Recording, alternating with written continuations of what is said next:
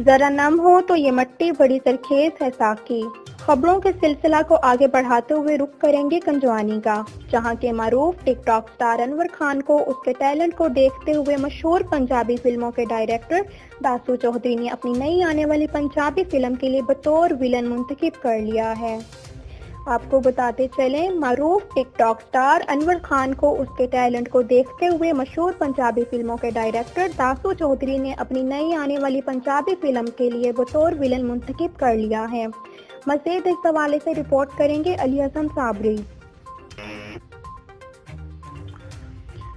जी talent वो जो sir चढ़कर बोले। कंजवानी के मारूफ टिकटॉक स्टार अनवर खान को उसमें सलाहियतों को देखते हुए मारूफ फिल्मी डायरेक्टर दासू चौधरी ने अपनी नई पंजाबी फिल्म के लिए बतौर विलन कास्ट कर लिया है। डायरेक्टर की सुपरहिट फिल्मों में पुत्र गुंडेदा और जिद्दी राना शामिल हैं। कंजवानी से अनवर खान को पंजाबी फिल्म में बतौर विलन कास्ट होने पर लोगों ने नेक तमन्नाओं का इजहार किया है। इससे एक और बात भी साबित होती है कि अगर सोशल मीडिया का इस्तेमाल दुरुस्त तरीके से किया जाए तो हर शख्स अपने अंदर छुपी सलाहियतों को न सिर्फ लोगों के सामने ला सकता है, बल्कि तरक्की के मौके भी फिर मिलना शुरू हो जाते हैं, जैसा कि अनवर खान